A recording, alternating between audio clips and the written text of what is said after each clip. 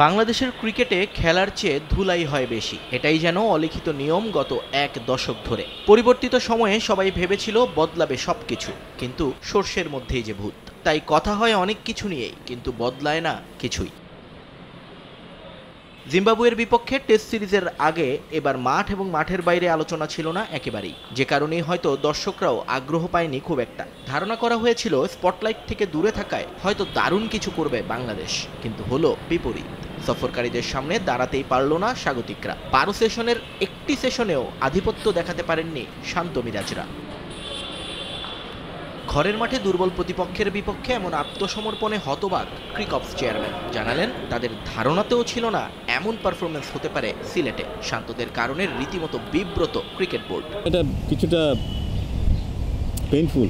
Painful কারণ আমরা আমাদের দলকে যে যা এখন দেখি বা দেখতে চাই, বা আমাদের দলের সক্ষমতা নিয়ে আমাদের যে ধারণা, সেটার সাথে এই রেজাল্টটা একেবারেই মেলে নাই। কন্ডিশন হয়তো আমাদের জন্য একেবারে সুখকর ছিল না, কিন্তু আমাদের দলের যে অভিজ্ঞতা, আমাদের দলের যে কোয়ালিটির খেলোয়াড় আছে, তাদের কাছ থেকে আরও বেশি রেজিস্ট্যান্স আমি আশা করেছিলাম, আমরা সবাই আশা করেছিলাম।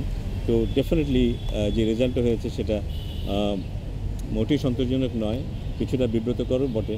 টেস্টের বাইরে একটাই আলোচনা চলছে ক্রিকেট পাড়ায় গত কয়দিন ধরে, তাওহিদ হৃদয়ের শাস্তি কমালোকে। তবে কোনো কাঁদা ছোড়াছুড়িতে গেলেন না অভিজ্ঞ এই সংগঠক, মেনে নিলেন নিজেদের দায়। তবে এই ঘটনা থেকে ক্রিকেটার আম্পায়ার সবাইকেই শিক্ষা নেওয়ার আহ্বান টেকনিক্যাল কমিটির কনভেনারের। ন্যাশনাল টিমের প্লেয়ারদের কাজ শুধু ন্যাশনাল টিমে খেলা না, তাদের কাজ হচ্ছে রোল মডেল হিসেবে এক্সাম্পল সেট করে। কিন্তু আম্পায়ারকেও সেভাবে নিজেদেরকে পরিচালনা করতে হবে, তারা যেন সে রেসপেক্টটা পায় প্লেয়ারদের কাছ থেকে।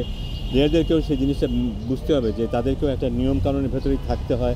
ক্রিকেট পাড়ার আলোচনায় রয়েছেন ফারুক আহমেদও। দেশের একটি দৈনিকে বোর্ডের টাকা নয়-ছয় করার অভিযোগ আনা হয়েছে বিসিবির প্রেসিডেন্টের বিরুদ্ধে। যদিও বিষয়টি নিয়ে কিছুই জানা না থাকায় মন্তব্য করতে রাজি হননি Nazmul Abedin Fahim. To be honest, এই ব্যাপারগুলো আমি জানি না আজকে রিপোর্ট কী হয়েছে বা না হয়েছে, খুব ক্লিয়ারভাবে যে আমি অবগত তা নয়।